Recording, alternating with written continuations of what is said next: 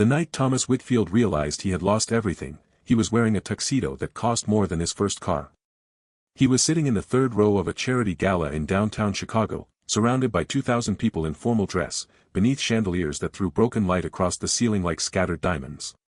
He had attended 100 events like this one. He had hosted a few of them himself. He knew how these rooms worked. He understood the language of wealth, who stood near whom, who laughed a half-second too late, who held their champagne glass with their fingers instead of their palm. He had studied all of it, mastered all of it, built a life from the understanding of it. But nothing he had ever learned in any room prepared him for what he saw at 8:47 that evening. From the stage, a man named Lucas Hale, 41 years old, founder of a logistics company that had become one of the fastest-growing private firms in the Midwest, walked to the center microphone. The room quieted. Lucas was not a loud man. He did not need to be. When he spoke, people leaned toward him rather than away, the way you lean toward a fire on a cold night, not because you have to, but because the warmth is real. Lucas said a woman's name. He said, Carolyn. And Thomas felt the champagne flute in his hand go cold. Because Carolyn was Thomas's wife. She was standing near the back of the room in a simple navy dress she had bought on clearance from a department store in Evanston, and when Lucas said her name, every head in that room turned to find her. She stood very still. Her hands were at her sides. Her face, even from 30 feet away, held the expression Thomas had not seen on her in years, not surprise, not performance, but something quiet and genuine and completely unguarded. She looked like a person who had been told, after a very long time, that they were seen. Lucas spoke into the microphone about integrity. About the kind of strength that does not announce itself. About what it means to encounter a person whose character is so consistent and so honest that it changes the way you think about what you have been settling for in your own life. And then Lucas Hale walked down the steps from the stage. And crossed the room. And stopped in front of Carolyn. And lowered himself to one knee. The room fell so silent that Thomas could hear the blood moving through his own ears. He could hear it because he understood, in that exact second, with a clarity that no amount of money had ever given him, what had happened. Not just tonight. Not just this moment. He understood the whole sequence of events that had brought him to this chair, in this room, watching another man kneel in front of his wife. He understood the specific morning it had started to go wrong, the specific choice he had made, the specific hug in a rooftop bar on a Tuesday night that a photographer had captured and the internet had never forgotten. He understood that he had been given something most people spend their entire lives searching for, and he had set it down somewhere and walked away from it, and had not noticed it was gone until he watched someone else pick it up. Thomas Whitfield sat in his chair with 2,000 people around him and felt more alone than he had ever felt in his life. What happened next would cost him more than he had ever paid for anything. But to understand how a man gets to that chair, in that moment, you have to go back. You have to go back to the beginning, when Thomas was just a young man from Rockford, Illinois, with calloused hands and a particular hunger that had not yet decided whether it would build him or break him. Before we go any further, let us know in the comments where you are watching from. We would love to hear from you. And if you are new here, click the subscribe button so you never miss any of our upcoming videos. Thomas Whitfield grew up in a two-bedroom house on Maple Grove Road in Rockford, and the defining smell of his childhood was motor oil. His father ran a small auto repair shop 6 days a week, and every evening he came home with grease under his nails that never fully washed out. Thomas used to watch his father scrub his hands at the kitchen sink before dinner, the water going gray, and think to himself that he would rather die than spend his life doing that. He was 17 when he thought it, and he was not wrong to want more, but he was wrong about what more was supposed to cost. He left Rockford at 18 on a partial scholarship to a state school in Champaign, studied business and finance, graduated on a Thursday, and had a job at a commercial real estate firm by the following Monday. He was relentless. Not in a loud or aggressive way, but in the way that a river is relentless, quietly, constantly, wearing down whatever was in front of him by sheer persistence. By 30, he had his own small development company. By 35, he had completed 14 projects across 3 states. By 38, he had his picture in a regional business magazine under the headline, "Self-Made and Still Hungry." He met Carolyn Briggs at a community fundraiser in the fall, 11 years before the night of the gala.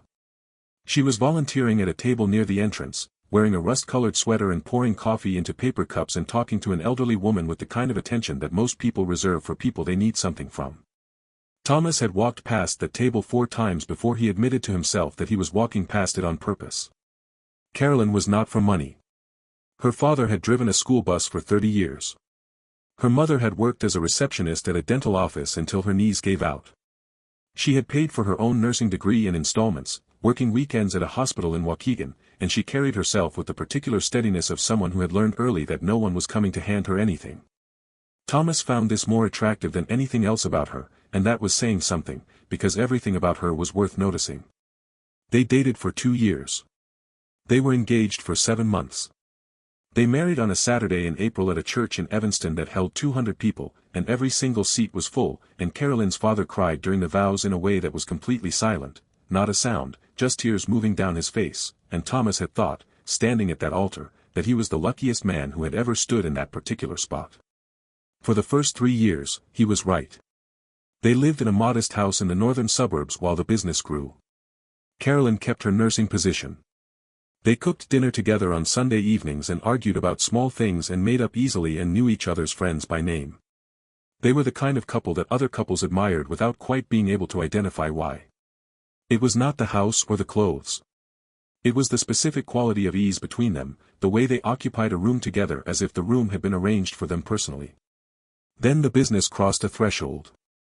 It happened in the spring of their 4th year of marriage. A commercial development deal in the western suburbs, 12 acres, mixed use, anchored by a regional grocery chain, closed at a number that made Thomas's accountant read the final figure twice. Overnight, they were in a different conversation entirely. The house in the northern suburbs gave way to a 6,000 square foot property in Kenilworth. The Sunday dinners became catered events. The modest circle of friends expanded into a wide, expensive social orbit that required maintenance like a second job. Carolyn adapted to the new life without complaint. She was gracious and warm and never made anyone feel small for having less. But Thomas began to notice, in the way you notice a gradual change in weather, that the center of his attention had shifted. He was no longer oriented toward the woman sitting across from him at the dinner table. He was oriented toward the next deal, the next opening, the next room full of people who needed to know his name. The calls home got shorter. The promises to attend dinners got softer, easier to walk back. On their 7th anniversary, Carolyn had made a reservation at a restaurant in Lincoln Park where they had eaten on their first date, a small Italian place where the tables were too close together and the candles dripped onto the tablecloths. She had told him 3 weeks in advance. She had reminded him the morning of. She had texted at 5 in the afternoon to ask if he needed her to push the reservation back. At 7:30 that evening, Thomas was in a conference room in the Loop with 3 investors from out of state, and he sent Carolyn a text that said only, "Something came up. I'm sorry. I'll make it up to you." She sat at a table for 2, alone, for 40 minutes before she asked the waiter to bring her the check. She drove home on the expressway in October darkness, the radio off, both hands on the wheel. She did not cry. She had already learned, somewhere in the preceding 2 years, to convert her disappointment into something quieter and more private. She told herself it was one dinner. She told herself he was building something. She told herself that a person who loved you could still fail you on a Tuesday, and that the two things were not mutually exclusive. What she did not tell herself was the truth, that one dinner was not actually the thing. The thing was that she had become someone Thomas passed through on his way to somewhere else. And she was running out of ways to pretend she did not feel it. What no one around them realized was that Carolyn was slowly disappearing inside her own marriage. Not dramatically. Not with arguments or ultimatums. Simply going quiet in the way that a person goes quiet when they have said the same thing enough times to understand that it is not being heard. Thomas came home that night at 11. Carolyn was already in bed, the light off. He undressed in the dark and lay down beside her and said, "I really am sorry." She said, "I know." And those 2 sentences, separated by 4 seconds of silence in a dark bedroom in Kenilworth, Illinois, contained more loneliness than either of them was prepared to name. Her name was Sabrina Voss, and the first thing Thomas noticed about her was not her appearance. It was the way she moved through a room as though she had already been briefed on everyone in it. He met her at a commercial real estate charity reception at the Merchandise Mart in Chicago, in October, 2 years after that anniversary dinner he had missed. She was 36, a consultant who specialized in project financing for large-scale urban development, and she had been brought in by one of Thomas's business contacts as a potential partner on a mixed-use development project on the South Side. She shook Thomas's hand and held eye contact for exactly the right amount of time, not a second too long, not a second too short, and said, "I've read about your Orland Park project. The financing structure on that one was elegant." Thomas was not accustomed to people using that word in a business context. He was not accustomed to people having read about the Orland Park project at all, which had been completed 3 years earlier and was not particularly famous. He spent the next 20 minutes talking with her and came away with 3 things: her business card, a specific sense that she understood the industry at a level he rarely encountered, and a feeling he did not examine too carefully that evening. Their initial contact was entirely professional. Calls about the South Side project. Emails about financing structures. A lunch in the West Loop where they talked for 2 hours about tax increment financing and urban infrastructure, and he drove back to the office thinking about the conversation. Carolyn called that afternoon to ask if he wanted her to pick up groceries, and he answered on the second ring and forgot, for just a moment, what she had asked. It looked completely innocent. And for a time, it was. But appearances, in Thomas's experience, had a way of lagging behind reality by exactly the amount of time required to make a mistake irreversible. The shift was gradual and hard to locate precisely. There was a Thursday evening call that started at 7 and ended at 10. There was a Saturday morning, when Carolyn was at her sister's in Milwaukee, during which Thomas found himself sitting in his kitchen on the phone with Sabrina for 90 minutes talking about nothing professionally necessary.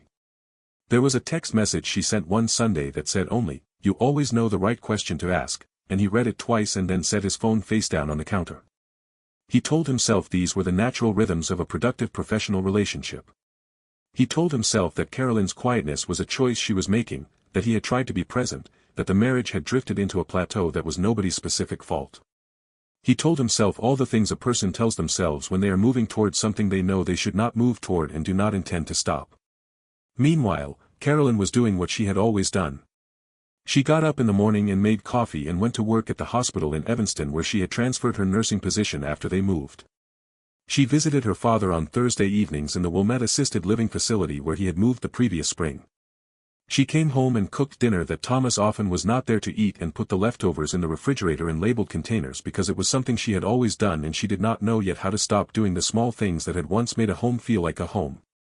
One Tuesday evening in November, she was sitting in the living room reading when she heard Thomas's phone buzz on the side table near the kitchen. He was in the shower. The screen lit up briefly with a name she did not recognize, not a full name, just a first name, the way you name someone in your phone when you want to be able to say, if asked, that you were not hiding anything. She looked at it from across the room. She did not get up. She did not pick up his phone. She went back to her book and read the same paragraph 4 times without absorbing a single word. She told herself she was imagining things. She told herself she was becoming suspicious for no reason, that this was what happened to women who had been lonely for too long. They started finding reasons for the loneliness rather than acknowledging the simpler truth that loneliness had simply arrived and settled in without permission. But something changed in her that evening. Something went from warm to careful. And in the weeks that followed, even though she said nothing and asked nothing and kept making labeled containers of leftovers and visiting her father on Thursdays, she began paying attention in a different way. For the first time in 11 years of marriage, Carolyn Whitfield felt afraid. Not of Thomas. She was not afraid of him in any physical sense. She was afraid of the specific, quiet thing she had begun to suspect was true, and more afraid of the moment she would no longer be able to pretend it wasn't. Now, if you have ever had a moment like that. If you have ever sat in a room and known something you were not yet ready to know. If you have ever found yourself reading the same page twice because your mind was somewhere it was not supposed to be. I want to ask you something genuine. How long did you carry what you knew before you were willing to say it out loud? How much time passed between understanding and admitting? Leave your answer in the comments, because I think more people have been in that room than most of us realize. The first concrete thing Carolyn noticed was not a text message or a phone call. It was a receipt. She had gone to Thomas's jacket pocket looking for a parking stub she thought he might have picked up by mistake. They sometimes shared a parking garage downtown, and the attendant occasionally put both tickets in one jacket, and instead she found a dinner receipt from a restaurant called Crestview on North Michigan Avenue. The dinner had been on a Thursday evening. She remembered that Thursday specifically because she had called Thomas at 7:15 to tell him that her father had had a minor fall at the facility and she had gone to check on him, and he had said he was still at the office and would be home by 9. The receipt was from Crestview. The date was that Thursday. The time was 8:49 in the evening. The table had been for 2. Carolyn stood in the hallway with the receipt in her hand for a long time. She was not a woman who catastrophized. She was a nurse. She had been trained to observe without reacting, to gather information before drawing conclusions, to hold steady in situations where steadiness was the only useful thing. She told herself that there could be a reasonable explanation. A client dinner he had forgotten to mention. A colleague. A business contact. She told herself she would ask him about it directly, that evening, in a calm and neutral way. She put the receipt back in his jacket pocket. She did not ask him about it that evening, or the next one. She told herself she was waiting for the right moment. The truth was that she had already begun to understand, somewhere below the conscious level, that there was no explanation that would fix what she was feeling. The receipt was not the problem. The receipt was only the first visible piece of something that had already been entirely built. Over the following 3 weeks, Carolyn observed with the patient and methodical attention of someone who has decided to know the truth regardless of the cost. She noticed that Thomas's phone was never left unattended on a surface when she was in the room. It had always been left charging on the kitchen counter overnight, now it came to bed with him. She noticed that he had begun going to the gym in the mornings before she was awake, though he had never been a morning exercise person in 11 years of marriage. She noticed that on 2 separate Saturdays he had taken a call in the driveway and stood there for over 20 minutes looking at the hedge at the edge of the yard with the focused expression of a person choosing their words very carefully. None of these things, individually, was conclusive. All of them, together, formed a picture that Carolyn could see clearly and was not yet prepared to name. The night she found the second receipt, she was not looking for anything. She had been running a load of laundry and pulled Thomas's work pants from the hamper and checked the pockets out of habit. She had washed his phone once, early in their marriage, and had never stopped checking, and found a folded cocktail napkin from a rooftop bar called the Meridian with a handwritten phone number on it in handwriting that was not Thomas's. The number had a name above it, one word, written in a loose, unhurried script. The word was Sabrina. Carolyn stood at the laundry room sink with the napkin in her palm and felt something go very still inside her. Not the frantic, racing feeling she might have expected. Something quieter than that. The stillness of a person who has been waiting for a confirmation they were hoping would never arrive, and now it has arrived, and the waiting is over, and what is left is only the weight of knowing. She ran the laundry. She folded it. She put it away in the closet with the same mechanical precision she used when she was managing a difficult situation on the floor of the hospital, one task at a time, no faster than the task required, feeling nothing until it was safe to feel it. She cooked dinner. She sat across from Thomas and talked about her father's physical therapy schedule and whether they needed to replace the kitchen faucet, and she felt as though she were watching herself from a slight distance, as though the woman having this conversation were someone she recognized but had not introduced herself to. Thomas noticed nothing. And that, in some ways, hurt more than the napkin. Elsewhere in the city, during those same weeks, something else was happening that Carolyn did not yet know about. Sabrina Voss had made a calculation. She was not a person who did things carelessly. She had built her consulting career on precision, knowing which variables mattered, which could be controlled, which needed to be managed before they became problems.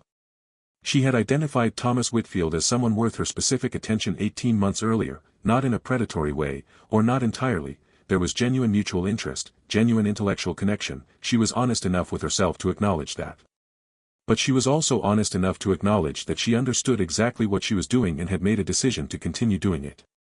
What she had not fully calculated was the woman in the picture. She had seen photographs of Carolyn at events. She had read the brief mention of her in the regional business profile. She had formed an impression of her as pleasant and unremarkable, the kind of quietly capable woman who managed a household while a larger personality occupied the public foreground. She had made the mistake of confusing absence with emptiness. Of assuming that a woman who did not press for attention did not have any presence worth accounting for. This was the specific error that would eventually cost Sabrina more than she had budgeted for. One evening in November, at a nonprofit board dinner at the Chicago History Museum that both Sabrina and Carolyn attended, they moved in adjacent circles, the city being large but the philanthropic world being small. Sabrina saw Carolyn across the room and watched her for a few minutes without Carolyn being aware of it. Carolyn was talking to an older woman near the exhibit hall entrance, and she was doing the thing she always did, giving her full, unhurried attention, nodding at the right moments, touching the woman's arm briefly when the woman said something that mattered. Sabrina watched this and felt, briefly and uncomfortably, the specific unease of a person who has underestimated an opponent. She pushed the feeling down. She refilled her wine glass. She reminded herself that the map she had drawn was accurate. She had not yet noticed the man standing near the museum's East Wing entrance who had been watching the same scene she was watching, but for entirely different reasons. His name was Lucas Hale.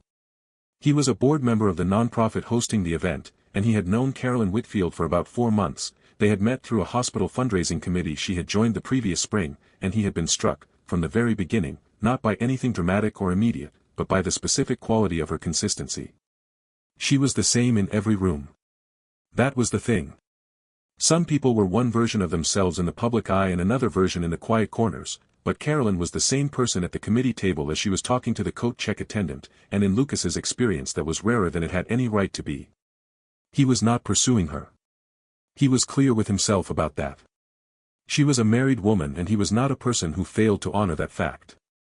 But he noticed things about her in the way that you notice things about a building's architecture, not because you intend to take it apart, but because the quality of the construction is genuinely worth observing. Little did anyone in that room know that a photograph would be taken in the coming weeks that would change the shape of everything. A photographer at a rooftop charity event would capture a moment on a Tuesday night in December, and the internet would decide what it meant, and by the time the sun came up the following morning, a marriage that had been quietly failing for years would fail loudly, publicly, and completely.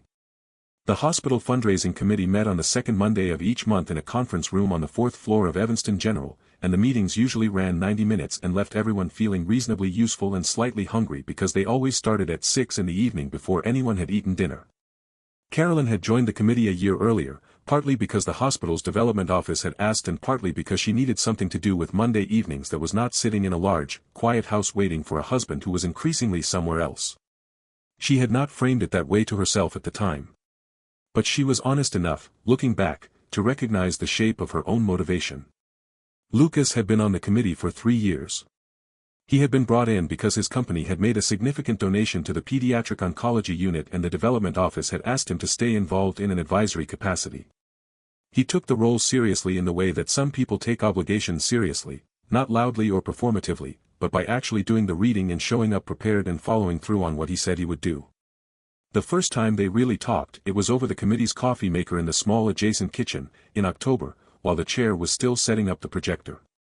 Carolyn was pouring a cup and Lucas was waiting for it, and she turned and said, "This coffee is terrible and I'm going to drink all of it," and Lucas said, "The trick is to pour it fast before your brain has time to warn you," and she laughed, and that was it. That was the whole beginning of it.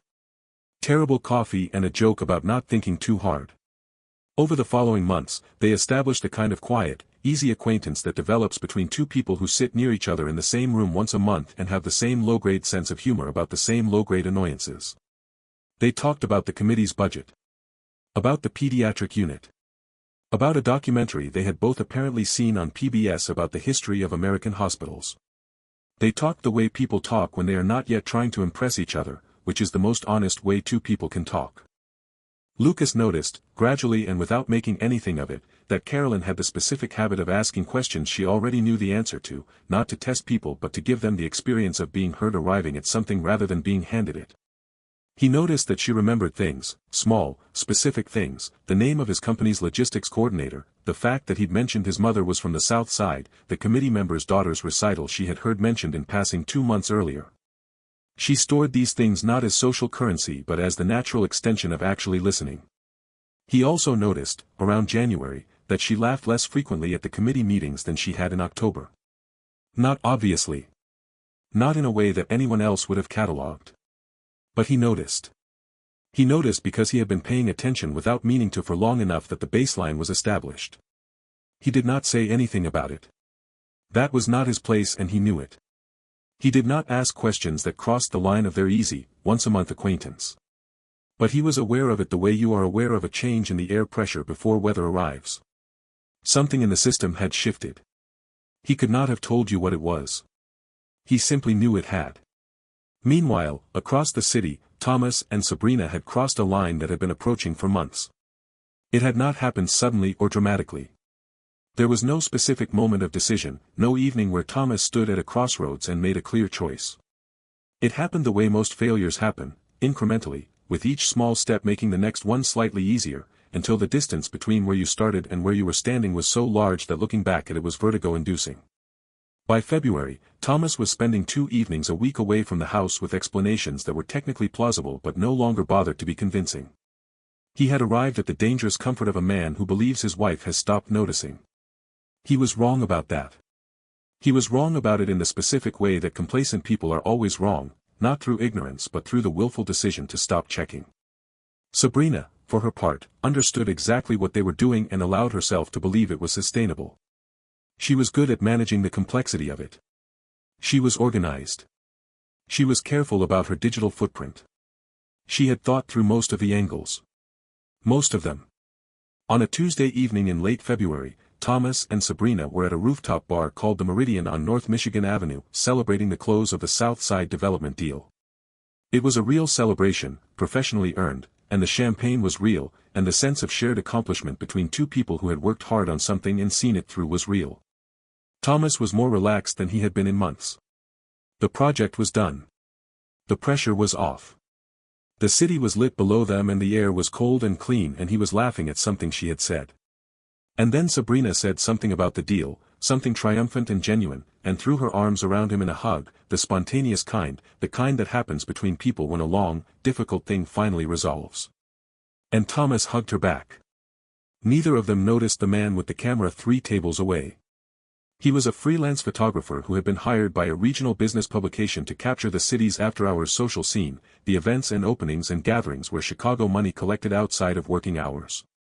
He was not targeting anyone specifically. He was doing his job. He swept the rooftop with his lens, looking for compelling compositions, and found one, a well-dressed couple, close together, the city glittering behind them, an expression of unmistakable warmth between them. He took the photograph. He moved on to the next composition. He didn't think about it again until the following morning, when his editor flagged the image and asked if he could identify the man in the frame, because the editor's assistant had recognized him from a real estate profile and thought it might be worth tagging in the publication's social media post. By that afternoon, the image had a caption. By that evening, the caption had been shared 1,100 times. By the following morning, it had been shared 14,000 times. Carolyn read the headline on her phone in the break room at the hospital at 6:43 in the morning, 20 minutes before the start of her shift. She had been scrolling absently. She did not usually read local business media, but a colleague had texted her the link at 6:30 with no message attached, just the link, and that specific wordlessness told her everything she needed to know about what the link contained before she even opened it. The headline read, Chicago developer Thomas Whitfield photographed in close embrace with project partner at downtown venue. The photograph beneath it was clear. The rooftop was recognizable. Thomas's face was turned slightly toward the camera, and though he was not looking at the lens, the image was sharp enough that there was no ambiguity about who it was. The woman's face was partially obscured by the angle, but the posture, the closeness, the quality of the embrace, these things communicated what they communicated regardless of identity. Carolyn looked at the photograph for a long time. She did not feel the explosion of anger she had sometimes imagined she would feel in a moment like this. She had imagined it, in the small, honest part of her mind she generally kept sealed, the confrontation, the raised voice, the clarity of a specific, named crisis. What she felt instead was entirely different. It was the sensation of something settling into place, the way a dislocated joint feels when it is relocated, painful, but also the end of a particular kind of wrongness that has been present for so long you had started to believe it was normal. She thought, so there it is. She put her phone in her locker. She put on her ID badge. She went to her station and took the handoff from the night nurse and checked her first patient's chart with the same professional attention she brought to every shift. She worked for 8 hours without crying, without calling Thomas, without discussing it with anyone at the hospital. She was not performing stoicism. She was not suppressing anything. She was simply operating from the part of herself that had already known this was coming and had been preparing, without her full conscious awareness, for quite some time. She called her sister Margaret from the car in the hospital parking garage at 4 in the afternoon. I saw the picture, Margaret said, before Carolyn had said anything.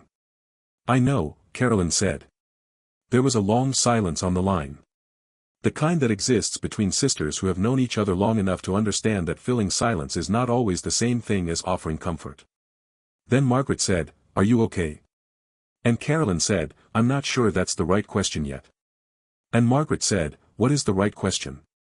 Carolyn was quiet for a moment. Outside the car window, the parking garage was dim and concrete and utterly without character, and she focused on a yellow painted stripe on the floor 3 spaces away and said, "I think the right question is what I do now."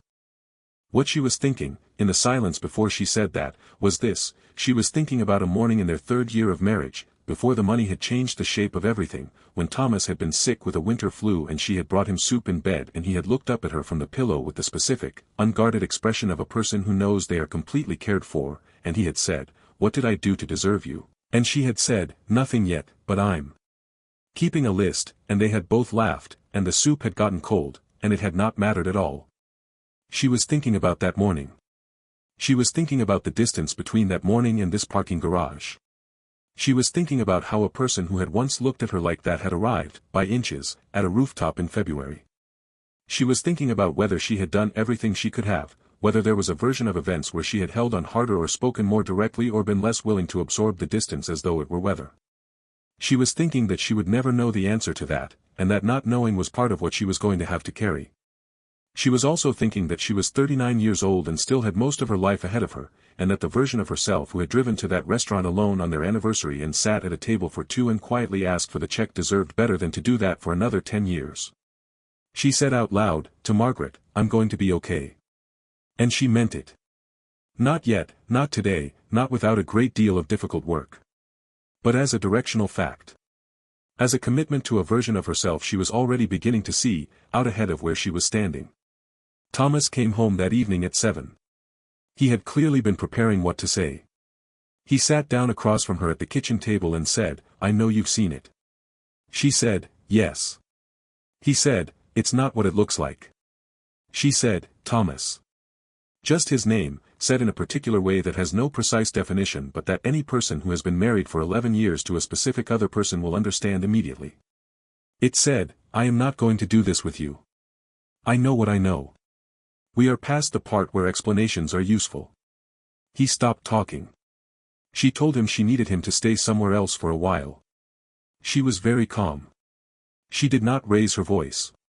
She told him she was not ready to talk about next steps, that she needed time, and that she would be in touch. She said it the way a person says something they have been quietly rehearsing, not because they are performing it but because they have already lived through it so many times in their own mind that the words have worn smooth. Thomas wanted to argue. She could see it in his face, the specific configuration of a man who believes that enough explanation can reverse any outcome, that the right sequence of words can push the clock back to before the photograph existed. She could see him searching for those words. She watched him not find them. She watched his face change, slowly, from the architecture of argument to something she had not seen on him in a long time, genuine remorse, without the performance of it. Real regret. Too late, but real. He left that night. He drove to a hotel in Evanston and sat in the parking lot for 20 minutes before going inside. He thought about calling Sabrina. He picked up his phone twice. He put it down both times.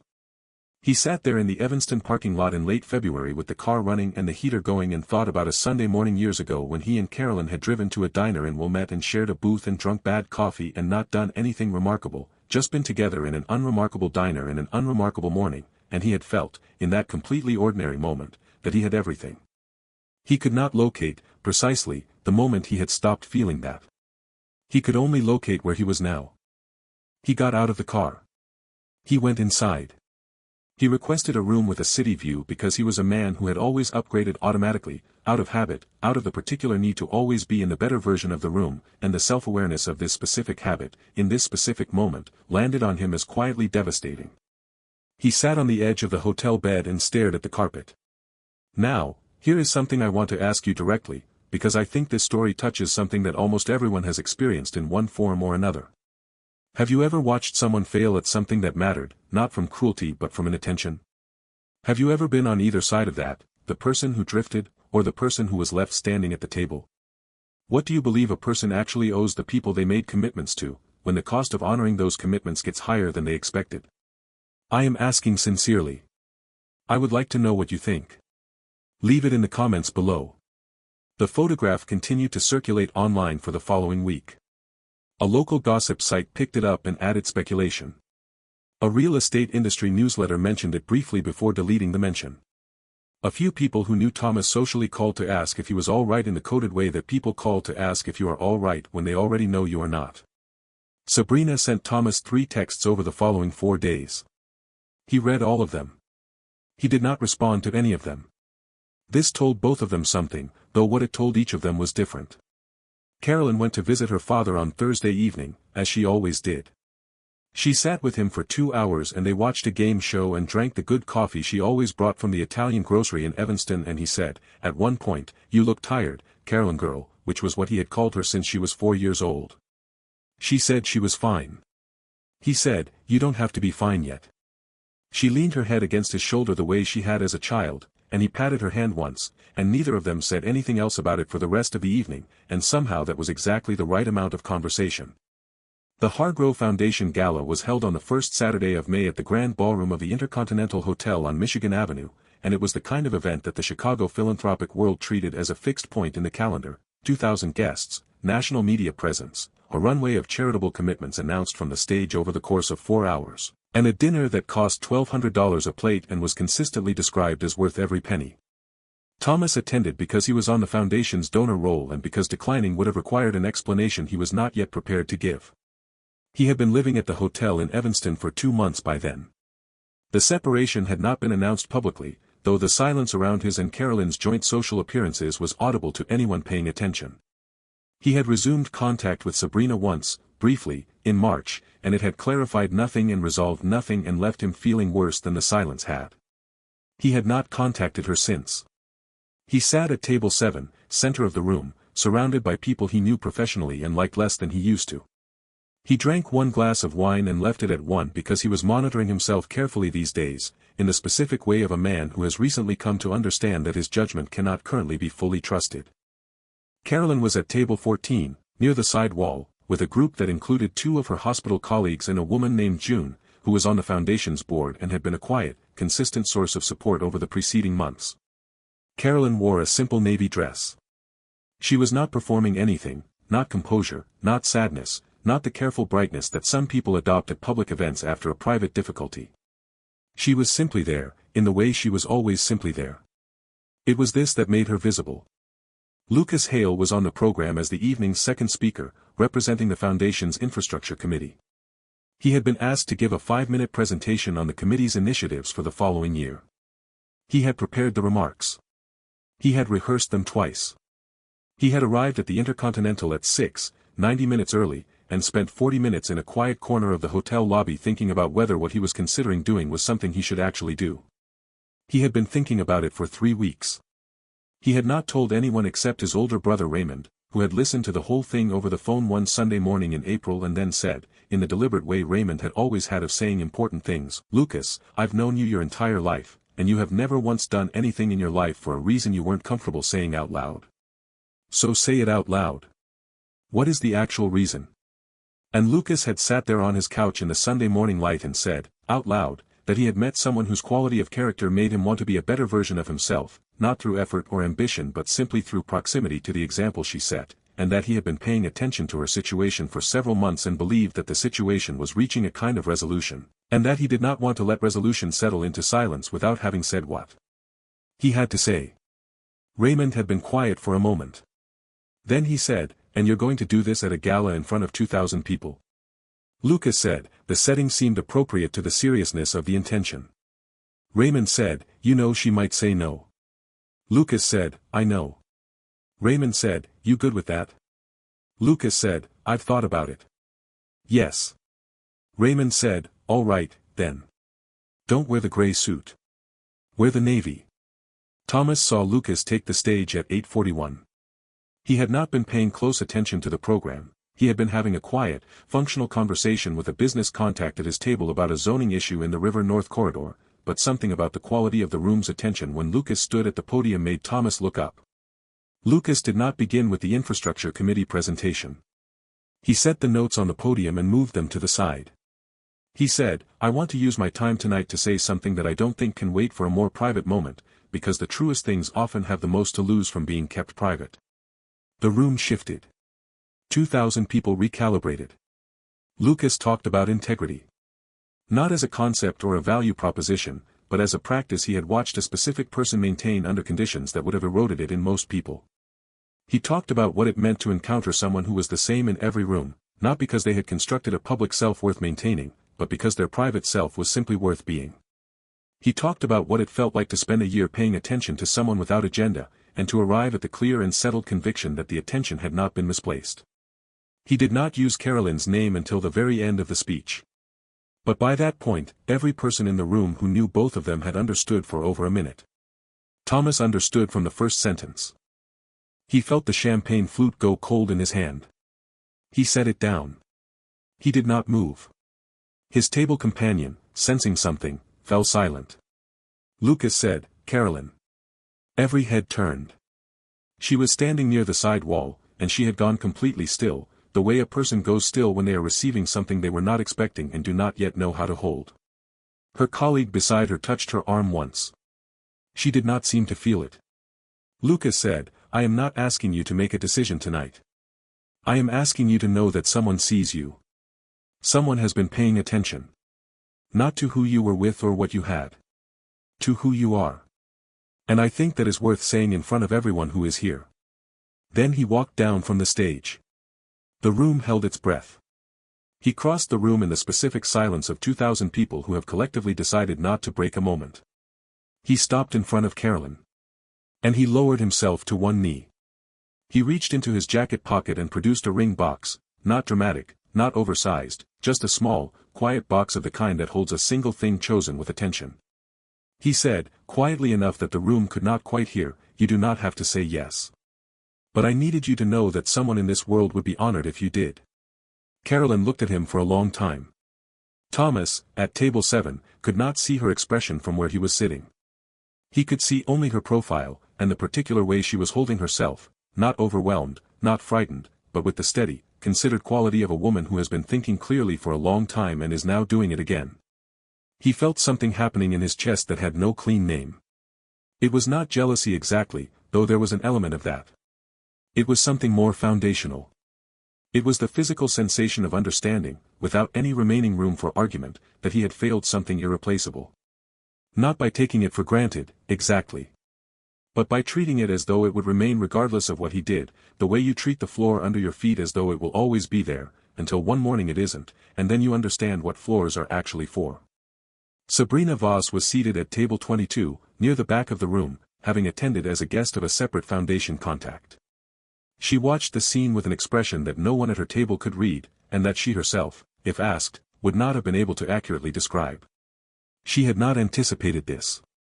She had calculated most of the variables carefully, and she had not calculated this one. She had not accounted for the possibility that the woman she had dismissed as an absence might have, in the intervening months, become a presence. The room remained completely silent for what felt like a very long time. And then Carolyn did something that nobody in that ballroom, including Lucas, was expecting.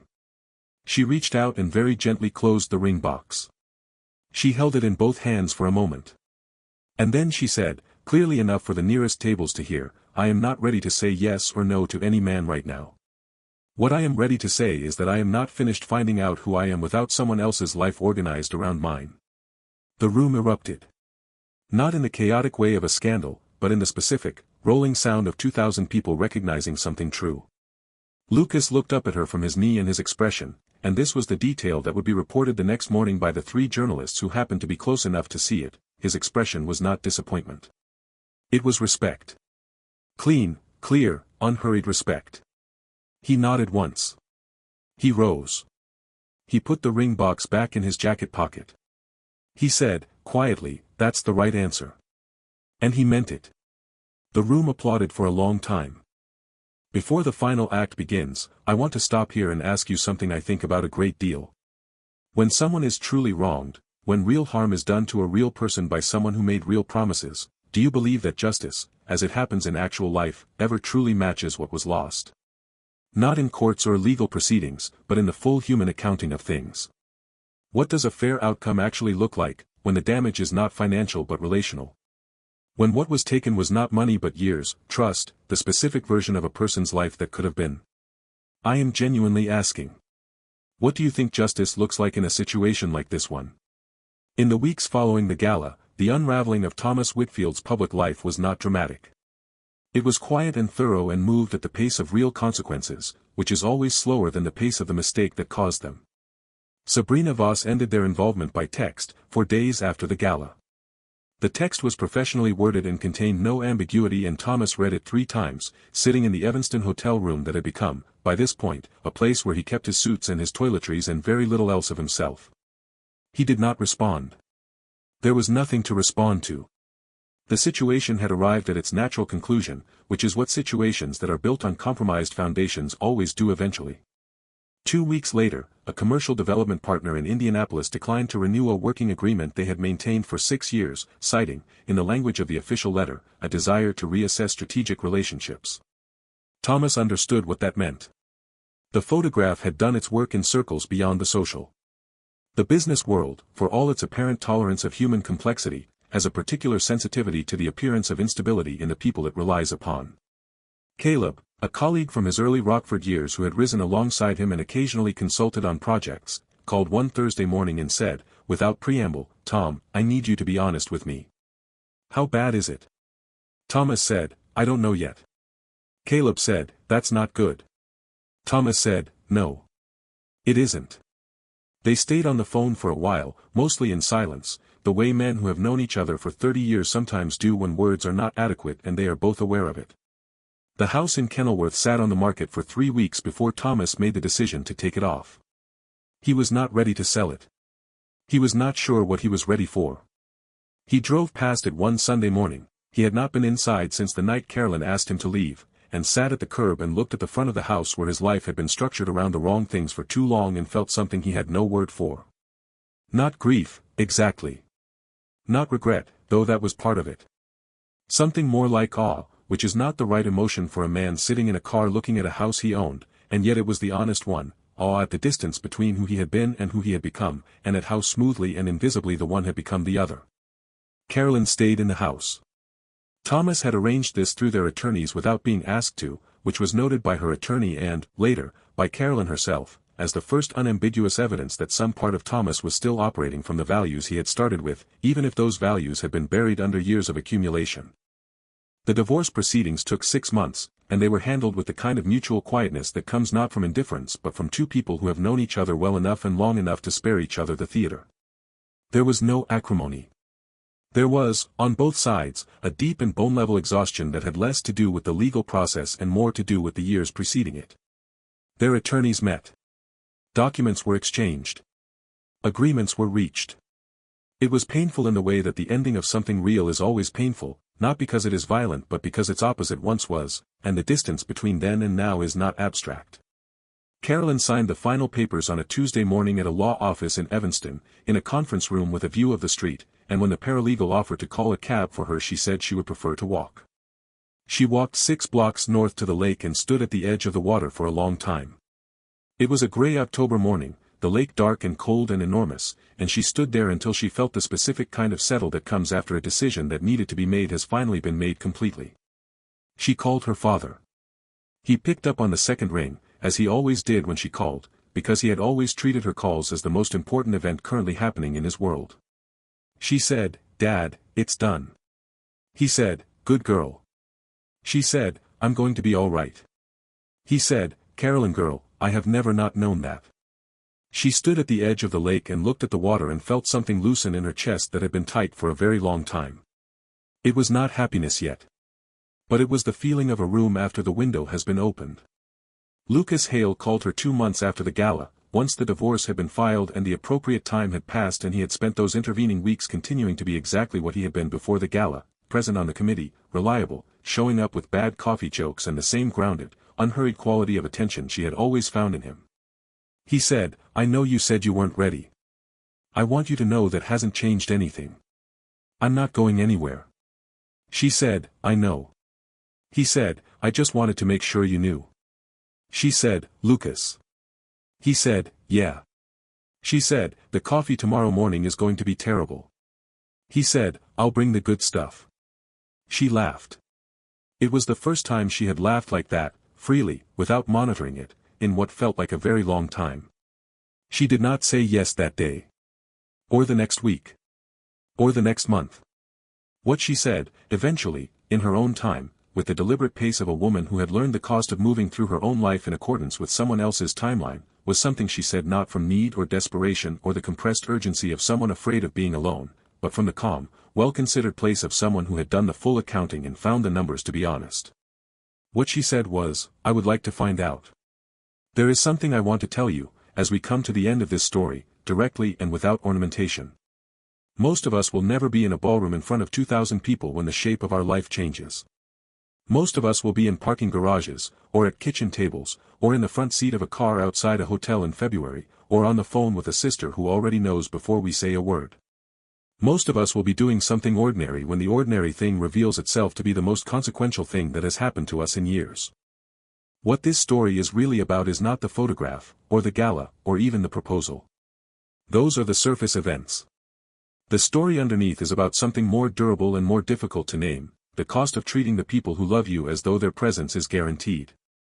The cost of confusing stability with permanence. The cost of believing, even briefly, that the life you built around someone else's quiet faithfulness will hold its shape regardless of what you pour into it. Thomas Whitfield lost a woman who loved him, not because she stopped, but because he stopped noticing. He built a life of extraordinary material success and arrived, in the end, at a hotel room in Evanston holding the specific poverty of a man who had been given the one thing money cannot manufacture and had set it down. Carolyn did not become a different person because of what happened to her. She became a more clearly visible version of who she had always been. The crisis did not build her character. It revealed it. And that is the thing worth holding on to, that what we are under pressure is not different from what we were before. It is simply what we were before, made impossible to miss. You may know someone like Thomas. You may have been someone like Thomas. You may be carrying something right now, a distance you keep meaning to close, a person you keep meaning to fully turn toward, a promise you made when things were harder that you have quietly stopped keeping now that things are easier. I am not asking you to feel accused. I am asking you to feel the weight of the question, because the weight is useful. The people who love us will not always give us the dramatic, public moment of reckoning. Most of them will simply go quiet. And by the time the quiet becomes loud enough to hear, the distance may already be large enough to matter.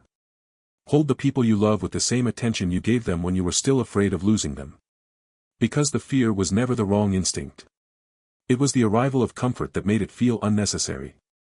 And comfort, in the end, is the most expensive thing that any of us ever buys on credit. Thank you for being here for this story.